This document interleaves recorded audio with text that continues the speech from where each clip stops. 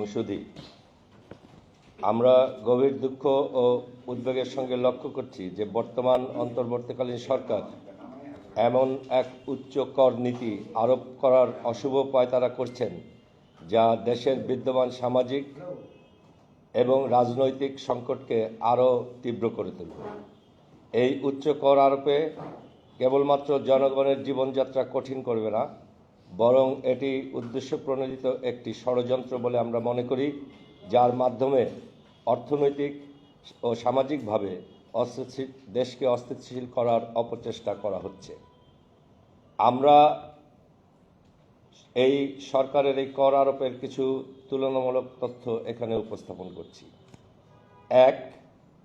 বিবিধ শিশু খাদ্যে 15 থেকে 30% পর্যন্ত সম্পূরক শুল্ক এবং আরও 15% ভ্যাট বাড়ানো হয়েছে। বিস্কুট, রেস্তোরাঁর খাবার ও চশমায় কর 5% হতে বাড়িয়ে 15% করা হয়েছে। উল্লেখ্য, বিস্কুট শুধু বড়লোকের খাবার না, আমাদের দেশে উৎপাদিত বিস্কুট গরিব লোকেরও, সাধারণ জনসাধারণের খাবার। 3.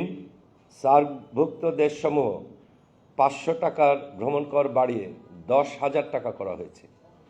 এভাবে অন্যান্য দেশেও এটা বেড়েছে, যা প্রবাস গমন খরচ অনেকাংশে বাড়িয়ে তুলবে। চতুর্থত, আম, কলা, লেবু, বিভিন্ন ফলমূলে কর 20% থেকে বাড়িয়ে 30% করা হয়েছে।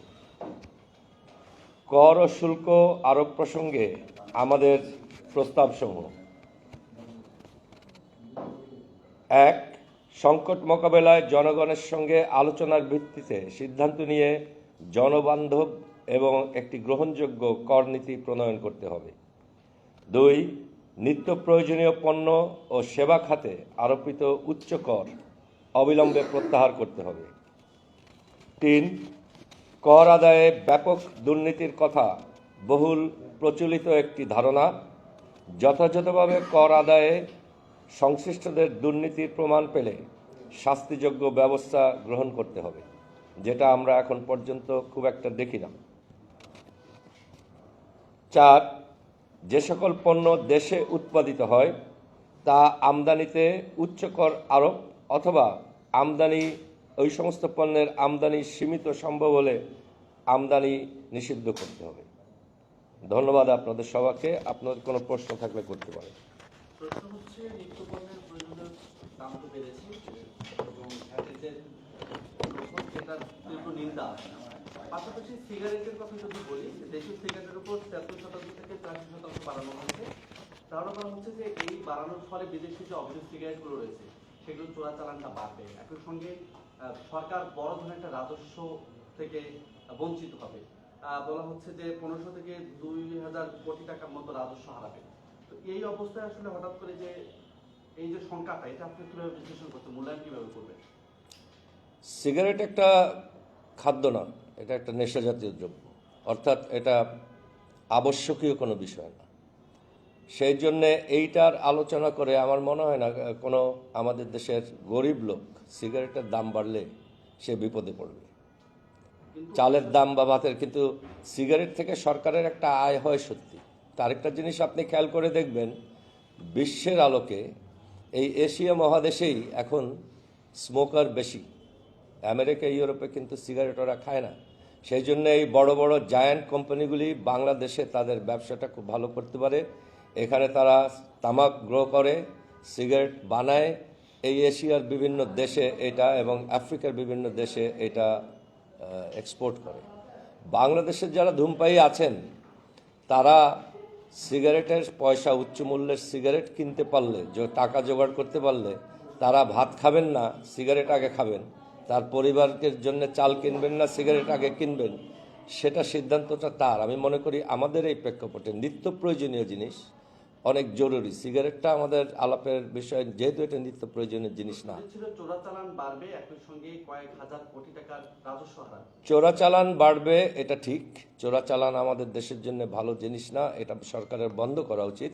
কিন্তু অ্যাট দ্য সেম টাইম আপনি চিন্তা করেন, যে সিগারেটটা চোরাচালান হয়ে আসবে সেটা কোনো গরিব লোক খাবে না, সেটা যার পয়সা আছে, চুরির পয়সা, সেই খাবে।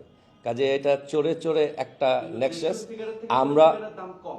আমরা সরকারকে বলবো এই চোরাচালানিটা থামাতে, আমরা সরকারকে সহযোগিতা করব এই চোরাচালানি থামাতে। কিন্তু আমাদের আজকে এই প্রেস কনফারেন্সের উদ্দেশ্য মূলত আমাদের দেশের গরিব জনসাধারণের জন্য নিত্য প্রয়োজনীয় জিনিসের বিষয়। সিগারেটটা কিছুটা অপ্রাসঙ্গিক সেই দৃষ্টিভঙ্গি থেকে। আচ্ছা, আপনারা দেখেন, আমরা সিগারেটের গুরুত্ব না দিয়ে আমরা শিশু খাদ্যে গুরুত্ব দেই। আমাদের এখানে কিন্তু অনেক শিশু পুষ্টিহীন থাকে। তাহলে আমাদের শিশু খাদ্যে 15 থেকে 30% কর বাড়ানো হলো। এবার বলেন আমাদের শিশুদের পুষ্টিহীনতা বাড়বে না কমবে এর ফলে? এটা কিন্তু মানে খুব সিম্পলভাবে তারা বাড়িয়ে দিল। আমরা দেখি যে তেলের যখন দাম কমাবে তখন আমাদের উপদেষ্টারা বলছে যে 1 টাকা কমাতে তাদের অনেক গবেষণা করতে হয়েছে, অনেক কষ্ট করতে হয়েছে। তা আমার প্রশ্ন হলো, আপনি এখানে 1% না বাড়িয়ে ডিরেক্ট 15% থেকে 30% কেন বাড়ালেন? এটাতে কতখানি গবেষণা করেছেন?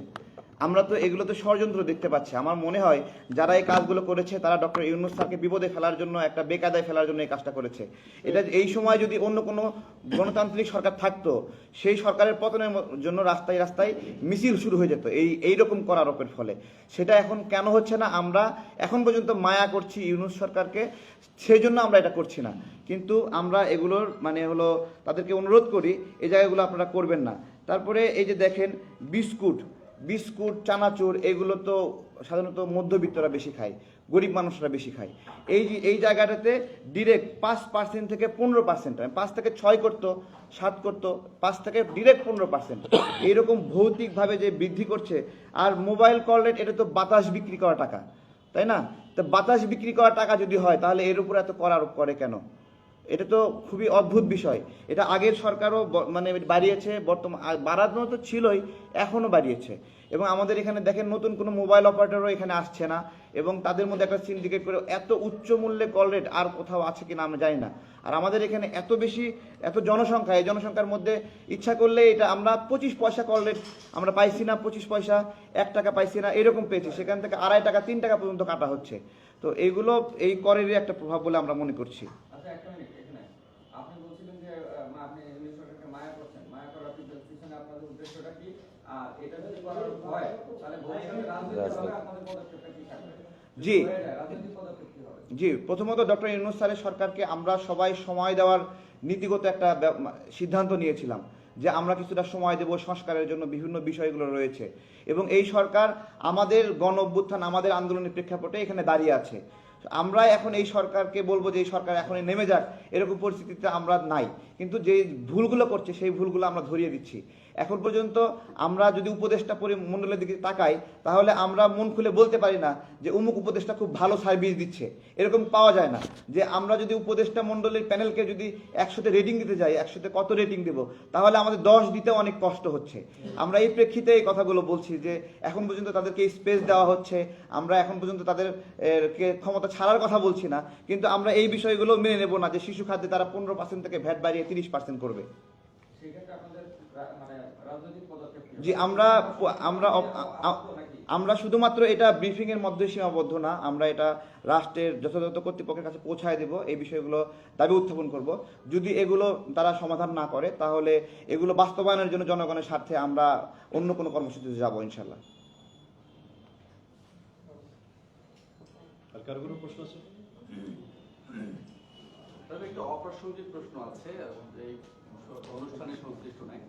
এই গণ অধিকার পরিষদ নিয়ে আমরা আসলে বিভ্রান্ত হচ্ছি।